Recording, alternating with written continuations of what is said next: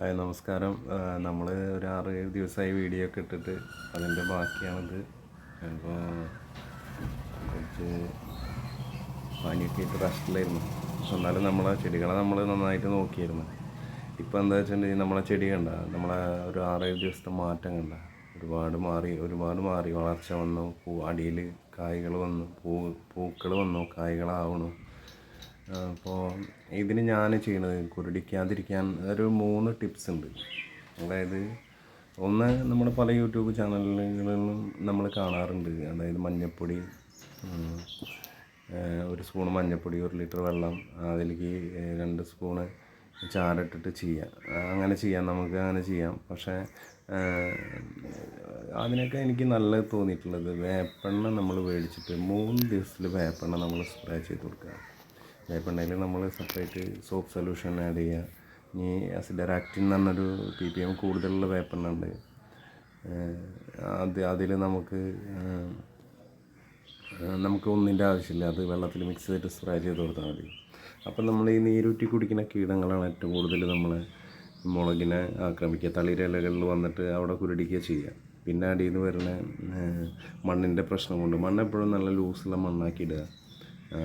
Loose എന്ന് വെച്ചിട്ടുണ്ടെങ്കിൽ മണ്ണ് പരമാവധി ടൈറ്റ് ആവാതെ നമ്മൾ വെള്ളം ഒഴിച്ചു കൊടുക്കുമ്പോൾ കുത്തി ഒഴിച്ചു കൊടുക്കാതെ ടൈറ്റുള്ള മണ്ണിൽ നമ്മൾ കൃഷി ചെയ്യാതിരിക്കുക. ഇപ്പോൾ വേരിറുകുമ്പോഴും വേരിന് പ്രശ്നങ്ങൾ വരുമ്പോഴും കൂമ്പും മുരടിപ്പ് വരും. പിന്നെ മണ്ടരി അങ്ങനെയുള്ള പ്രശ്നങ്ങളും ഇതൊക്കെ എന്തായാലും തീർച്ചയായിട്ടും നമ്മൾ ഇനി നാളെ അടുത്ത വീഡിയോ ഇടും. എന്തായാലും ഓരോ വളത്തിൻ്റെ കാര്യങ്ങൾ കറക്റ്റായിട്ട് പറഞ്ഞു തരുന്നുണ്ട് നിങ്ങൾക്ക്. അപ്പോൾ നിങ്ങളെല്ലാവരും എന്നെ ഫോളോ ചെയ്യുക. സബ്സ്ക്രൈബ് ചെയ്യാൻ ഞാൻ പറയുന്നില്ല. നിങ്ങൾക്ക് ഇഷ്ടമുണ്ടെങ്കിൽ താല്പര്യം ഉണ്ടെങ്കിൽ മാത്രം. കാരണം കൃഷി ഞാൻ കറക്റ്റായിട്ട് മുളക് കൃഷി ആദ്യഘട്ടം, ബാക്കിയുള്ള കൃഷികൾ ഇങ്ങനെ വന്നുകൊണ്ടേയിരിക്കും.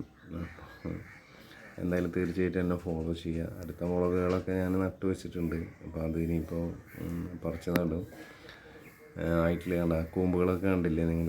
ഒരു കുരുടിപ്പോ ഒന്നും ഉണ്ടാവില്ല. അടുത്ത കൂമ്പുകൾ അങ്ങനെ വന്നുകൊണ്ടിരിക്കും. അപ്പോൾ ചെടികൾക്ക് കണ്ടിന്യൂ ആയിട്ട് കാൽസ്യം, സ്ലോ റിലീസാണ് ചെടികൾക്ക് കാൽസ്യം കിട്ടുന്നത്. ആ കാൽസ്യം കണ്ടിന്യൂ ആയിട്ട് പ്രോപ്പറായിട്ട് കിട്ടിക്കൊണ്ടിരിക്കണം. അത് മണ്ണിൽ നിന്നായാലും നമ്മൾ ചെടികളുടെ ഇലകളിൽ നമ്മൾ കാൽസ്യം നൈട്രേറ്റ് രൂപേണ നമ്മൾ സ്പ്രേ ചെയ്യുകയാണെങ്കിലും നമുക്ക് കാൽസ്യം കണ്ടിന്യൂ ആയിട്ട് മുളക്, തക്കാളി, വഴുതന എന്ന വിളകൾക്ക് കിട്ടിക്കൊണ്ടിരിക്കണം. അപ്പോൾ തന്നെ ഒരുവിധം വിളകൾക്കും അപ്പോൾ തന്നെ ഒരുപാട് ഹെൽത്തി ആവും. അപ്പോൾ അത് നിങ്ങൾ ശ്രദ്ധിച്ചു കഴിഞ്ഞാൽ നിങ്ങൾക്ക് കൃഷിയിൽ സക്സസ് ആക്കാൻ പറ്റും. അപ്പോൾ പരമാവധി നിങ്ങൾ എന്നെ ഫോളോ ചെയ്യുക. ഞാൻ നിങ്ങൾക്ക് തീർച്ചയായും പറഞ്ഞു തരുന്നതായിരിക്കും. നന്ദി.